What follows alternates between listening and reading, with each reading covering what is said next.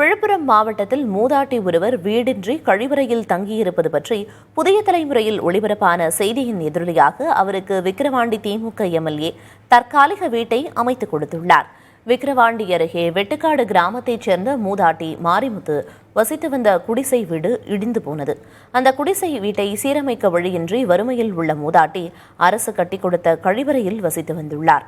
இந்த அவலம் குறித்து கடந்த ஜூலை மாதம் 21ஆம் தேதி புதிய தலைமுறையில் செய்தி வெளியானது. இதன் எதிரொலியாக விக்கிரவாண்டி திமுக எம்எல்ஏ அன்னியூர் சிவா மூதாட்டி வசிக்க தற்காலிகமாக இரும்பு தகடில் வடிவமைக்கப்பட்ட வீட்டை கட்டிக் கொடுத்துள்ளார்.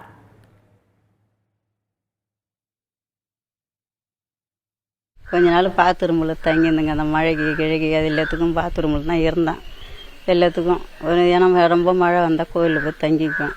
இந்த புதிய தலைமுறைக்கு சேதி வந்து போட்டாங்க. போட்டு எம்எல்ஏக்கு தெரிஞ்சு வந்து பார்த்தாரு. பார்த்துட்டு உனக்கு வீடு கட்டி தரமான்னு சொன்னார். அவர் சொன்ன மாதிரியே முடிச்சு கொடுத்துட்டாரு.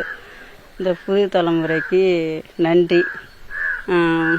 வீடு கட்டி கொடுத்த எம்எல்ஏவுக்கு நன்றி, வணக்கம்.